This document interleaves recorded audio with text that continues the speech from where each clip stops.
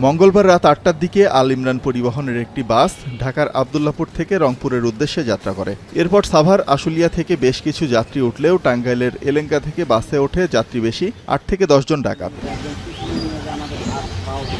যাত্রাকালে ছুরি চাপাতি সহ দেশীয় অস্ত্রের মুখে চালকের কাছ থেকে বাসটির নিয়ন্ত্রণ নেয় তারা। পরে যাত্রী বাসের চালক সহ সবার চোখ মুখ বেঁধে ফেলে। যমুনা সেতুর পূর্ব প্রান্তের গোলচত্বর এলাকায় বাসটি ঘুরিয়ে আবার ঢাকার দিকে চলতে থাকে। এ সময় লুট করা হয় মুঠোফোন, নগদ টাকা, স্বর্ণ ও অন্যান্য মালামাল। নারী যাত্রীদের সাথে ঘটে শ্লীলতাহানির ঘটনাও। সবার হাত পা বাঁধে, ড্রাইভারের হাত পা বাঁধে, ড্রাইভারদের মারে। কানের সোনা আসছিল, তাক খুলে নিছে, নাকের ফুল কিনে নিছে, টাকা ২,০০০ আসছিল, ওষুধপাতি আসছিল, সব নিচ্ছে। যে কথা বলছে তারা ঘুষাইছে, অস্ত্র দিয়ে গুতাইছে। ৮-১০টা আর কি পোলাপানে উঠছিল। আমরা তো জানি না যে সন্ত্রাস, জানলে তো আর উড়াইতাম না।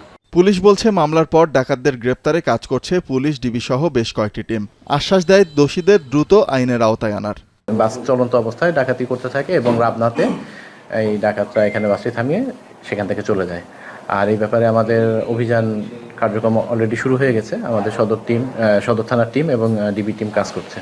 এর আগে গত ১৭ ফেব্রুয়ারি ঢাকা টাঙ্গাইল যমুনা সেতু মহাসড়কে ইউনিক রয়্যালসের একটি বাসে ডাকাতি ও নারীদের সাথে শ্লীলতাহানির ঘটনা ঘটে। আর ২০২২ সালের ২ আগস্ট একই কায়দায় কুষ্টিয়াগামী একটি বাসে ডাকাতি ও নারী যাত্রীকে ধর্ষণের ঘটনা ঘটে। এখন টাঙ্গাইল।